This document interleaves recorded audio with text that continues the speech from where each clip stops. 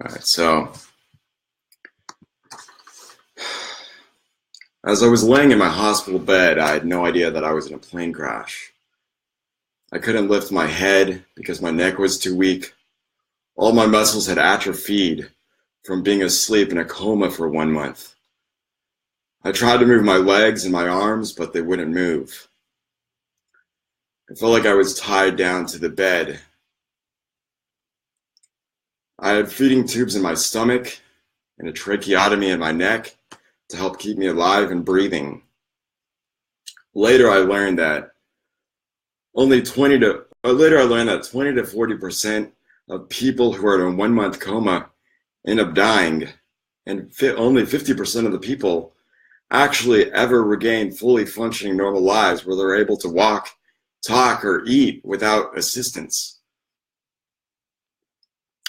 A few weeks after I woke from my coma, I began to regain consciousness, and I was finally able to recognize people and objects, but I couldn't speak.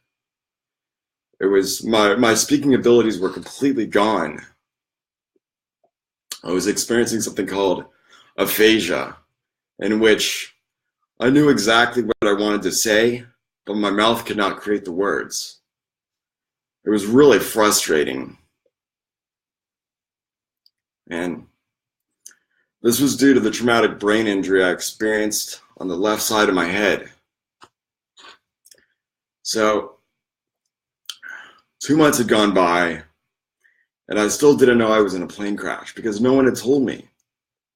From my hospital bed, I could see my dad holding himself up there with crutches. And I looked over and I saw my sister in a wheelchair with a huge cast covering her entire leg. And I looked at the walls of the room, and there were get well soon cards all over and cute little drawings from my 4th grade classmates. As a 10-year-old, this was a lot to take in. I still didn't understand what was going on, and frankly, I was afraid to find out. I didn't want to know the truth because I knew it was bad. What happened to me? Where was my mom? I was scared. Did she die? Was it my fault?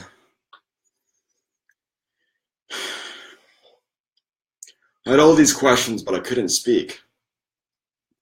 One day, my dad walked in the room, my hospital room that is, with red and watery eyes, and I knew something was wrong.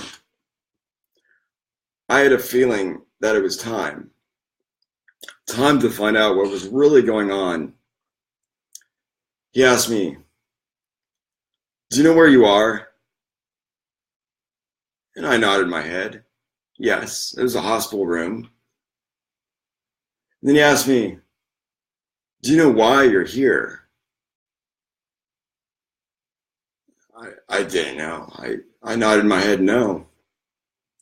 And he said that we were in a plane crash and that my sister was okay.